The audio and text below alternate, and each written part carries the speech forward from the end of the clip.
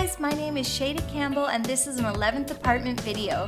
Today I'm in Iceland in the Westman Islands and we're going to be talking about shading with markers.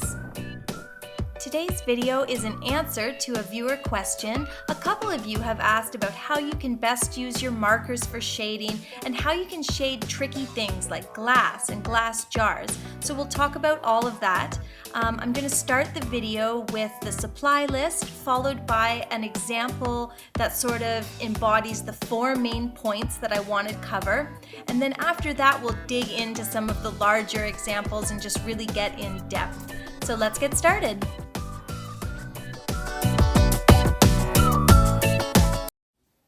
Okay, we're going to start today with our supplies. We'll be using cardstock, so pick a package of that up at a stationery or art store. It really does make the difference having that little bit of extra thickness.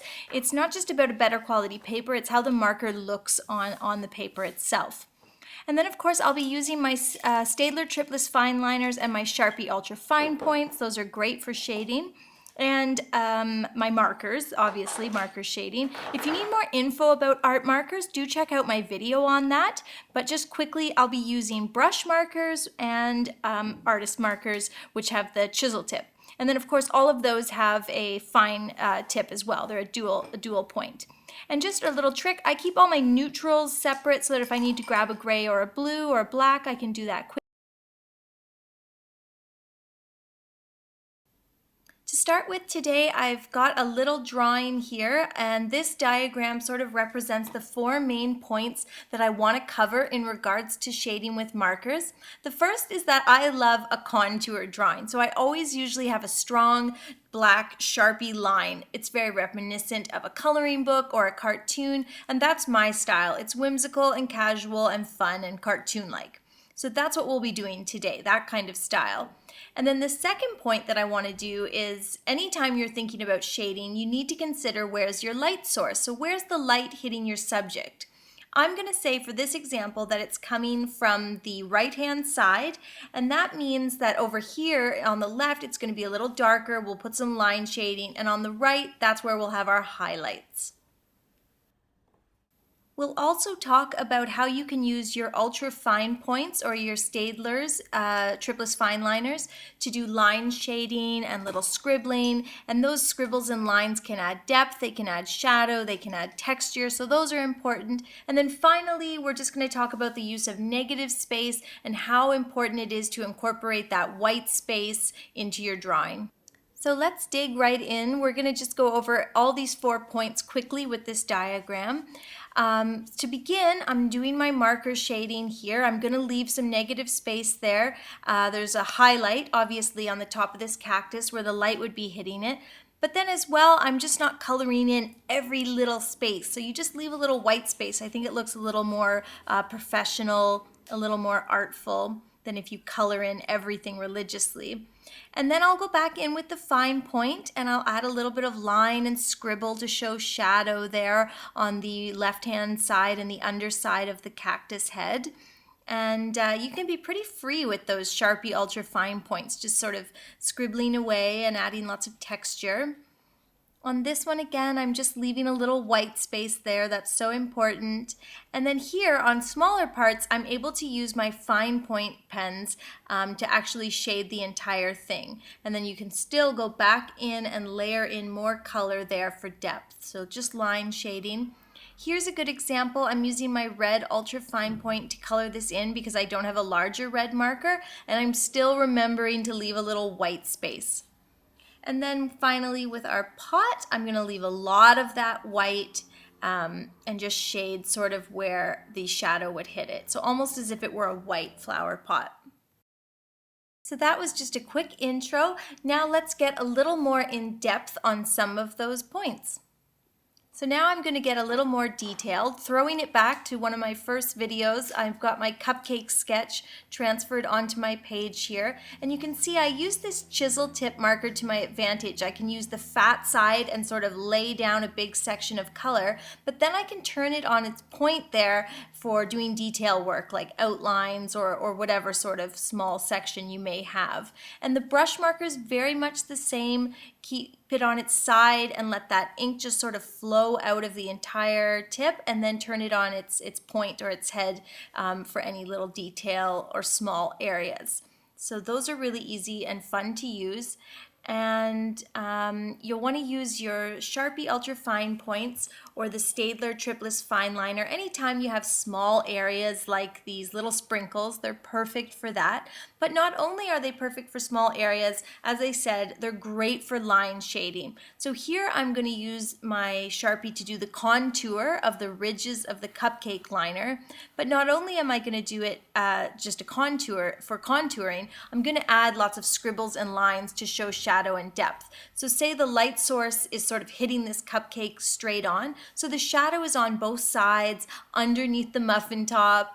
So I'm using it for that, and then again with the muffin top here, I'm going to go in with my pink one and just add a little shadow and depth, just scribble, scribble, scribble. Same with on the icing, and it's super simple. I like that little sketchy look, and then as I said, I'm a sucker for that black contour drawing, so I'll add that on the outside, and I just think that finishes it off really nicely. That's my style. And of course I use the Sharpie for my lettering and to add a border. And I know you guys have seen this a million times, but if you would like to add a casual whimsical border, just pull that pen towards your body so that you're able to keep the line relatively straight. All right, let's move on.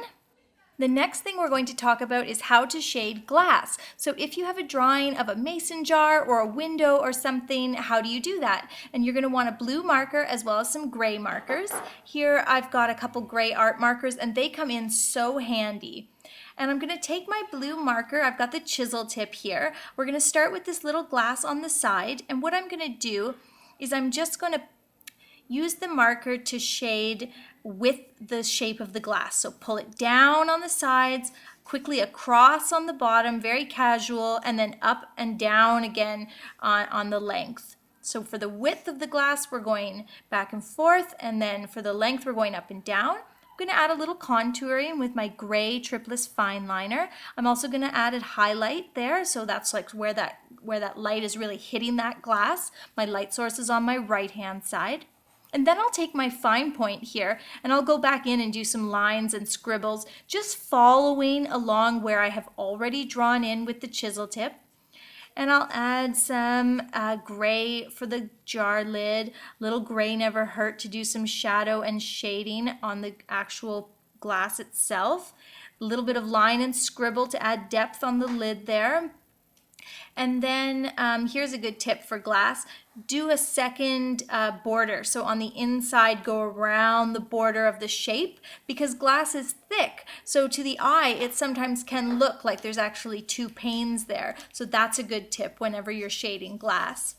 And then I think what the key with glass and any shading is really just, for me, not putting too much marker on that page, leaving lots of white space. I know when I buy a package of markers, the picture on the package almost looks like watercolor. It's quite amazing what some people can do with marker, but that's not my style. My style is much more free, much more whimsical, sort of scribbly. So I encourage you to look for other videos on marker shading, because this is really just how I like to shade. Speaking of my style, I'm going to add my black contour lines over top of my initial drawing there.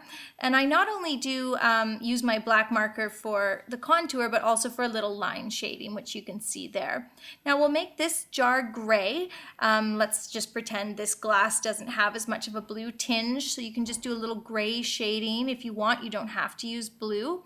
I'm going to, of course, do my contour drawing, and I've added a little tag on that one there. So that looks kind of cute, just another simple way to do glass, easy peasy, leaving lots of white space.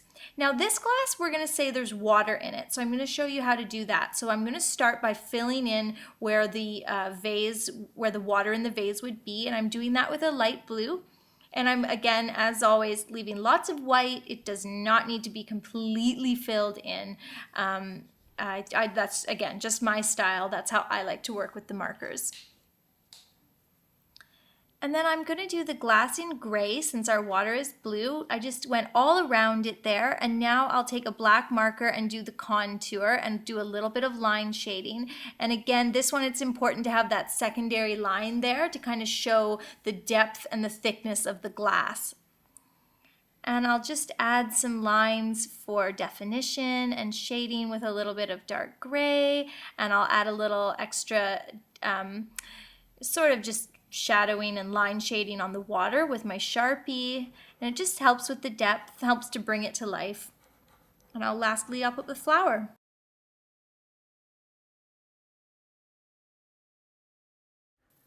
Okay, so our last example is going to be this little terrarium. I've sketched it out and then I've transferred my sketch onto a piece of cardstock. And this last piece is a good example of my illustrative style or my marker shading style, which is pretty sketchy and whimsical. And it's also a good example of how important it is to leave negative space, the use of negative space in your shading, or just leaving white space.